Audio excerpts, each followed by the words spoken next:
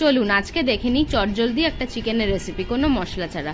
সর্ষের তেল গরম হয়ে গেলে কুচো পেঁয়াজ দিয়ে দিলাম, তারপর আলু দিয়ে দেব।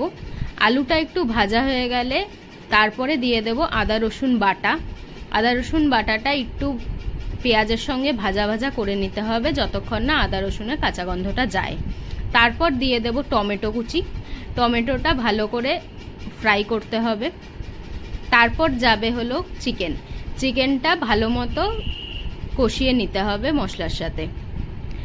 তারপর দিয়ে দেব লঙ্কার গুঁড়ো, হলুদ গুঁড়ো, আন্দাজ মতন লবণ।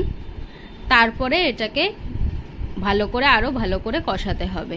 চিকেনে যেইটুকু জল থাকবে সেইটুকু জলেই কষবে জিনিসটা। তারপরে ঢাকা দিয়ে সেদ্ধ হতে দেব। ঢাকা চাপা খুলে ধনেপাতা দিয়ে দিলাম, ব্যাস আমাদের চিকেনের রেসিপি রেডি।